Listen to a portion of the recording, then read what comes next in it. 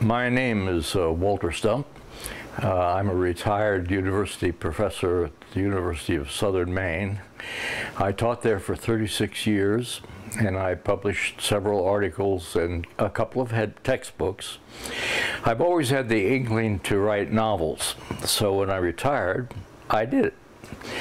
My first book was called The Trail of the Mountain God.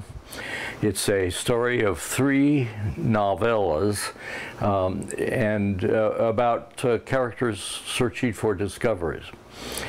The first novella is The Trail of the Mountain God. It tells the story of a young Native American boy and his dog who is obsessed with the new sport of freestyle skiing. And he, in his effort to become the best in that sport, he forgot some of the important values that his parents had taught him about loyalties.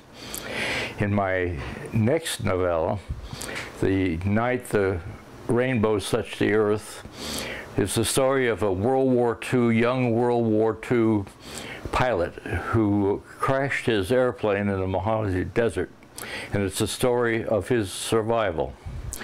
The third novella is called The Badge, and it is the true story of my uncle, Jack Brown, who was deputy sheriff of San Bernardino, and how he investigated, he chased and eventually brought to justice California's first serial killer.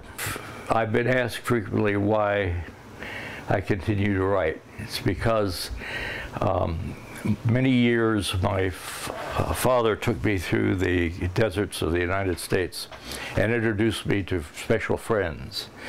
Some of them were bums, some of them were extremely well-educated people, and some of them were endowed with the mystical ability to understand the desert.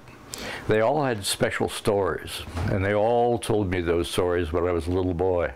And I've remembered them through all my life, and I've just recently had the time to put them down on paper. All of my characters seem to speak to me. All of my characters do and talk like they really were. And I have gotten to know them personally. So all my books have been easily written in a matter of a short period of time because they are locked in my mind and they seem to tell their own story.